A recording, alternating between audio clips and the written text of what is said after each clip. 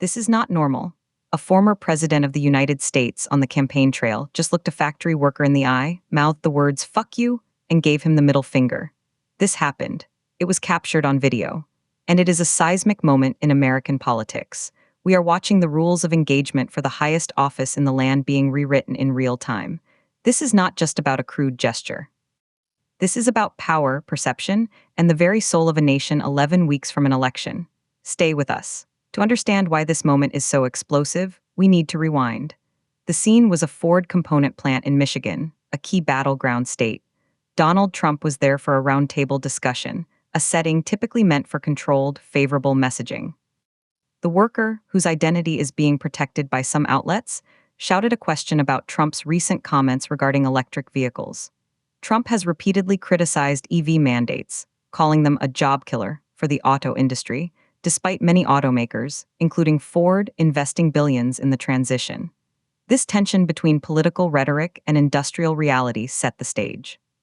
Historically, how candidates interact with voters, especially in blue-collar settings, is meticulously managed. A handshake, a nod, a promise. Even in heated moments, a certain decorum was expected. But Trump's political brand has been built on shattering those norms. Recall the 2016 campaign, calling a protester so obnoxious and so loud, or the infamous "I'd like to punch him in the face" comment. This incident isn't an isolated slip. It's an escalation in a long pattern of confrontational, personal politics. The key players here extend beyond just Trump and the worker. We have the United Auto Workers Union, which has withheld its endorsement from both Trump and President Biden, a sign of the complex political landscape for auto workers. We have Ford Motor Company, now thrust into a political firestorm. And we have the American electorate watching a candidate interact with a citizen, a voter, a worker, with a level of visceral contempt rarely seen in public life. The timeline is immediate. The event happened yesterday. The video went viral within hours, and the political world is still grappling with its full meaning. Here are the core facts, frame by frame. Donald Trump is seated at the round table. A worker, off camera but audible, shouts a question challenging Trump's stance. Trump's head turns. He locks eyes with the individual. His lips clearly form the words, "fuck you." Simultaneously, his left hand comes up, middle finger extended in a deliberate, unmistakable gesture. He holds it for a beat. The room's atmosphere shifts instantly. Some supporters laugh nervously. Others look stunned. The event continues, but the moment was frozen in digital amber. Official responses have been a study in contrast. The Trump campaign has not denied the event. Instead, spokespeople have framed it as Trump standing up to a heckler and showing the strength that the working class wants.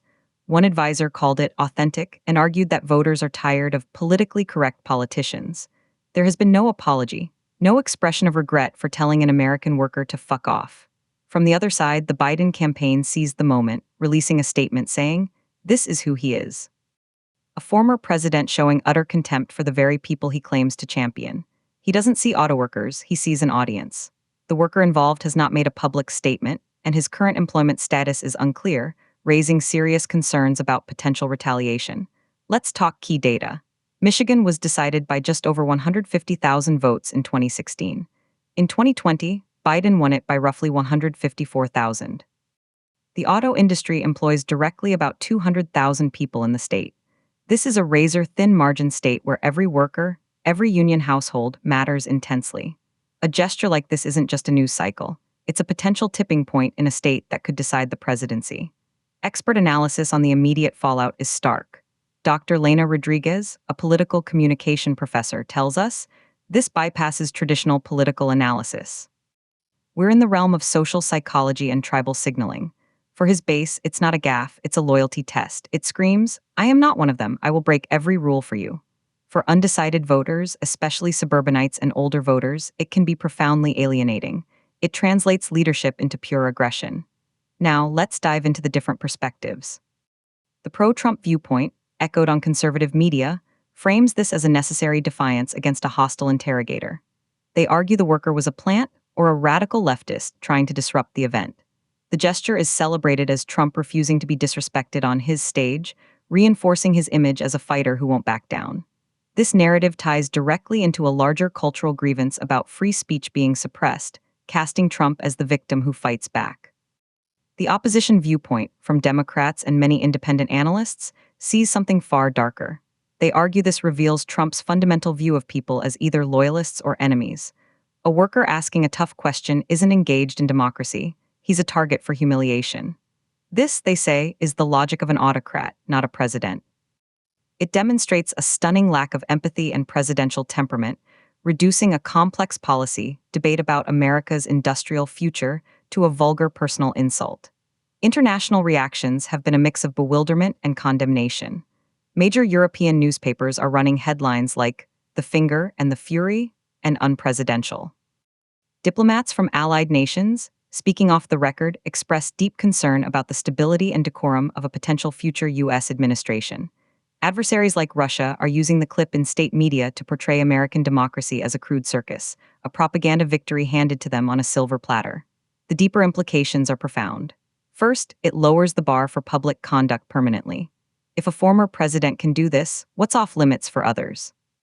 Second, it weaponizes incivility. This gesture will be emulated by supporters, further coarsening public discourse. Third, and most critically, it shifts the focus from policy to performative rage.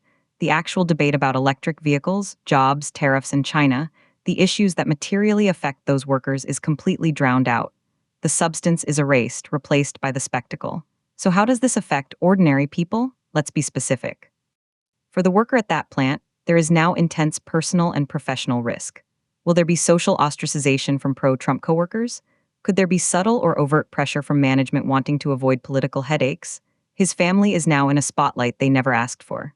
This is the human cost. A citizen asked a question and was met with a globally broadcast gesture of contempt from a man who could again be commander-in-chief. Economically, this injects pure uncertainty into the auto industry's planning.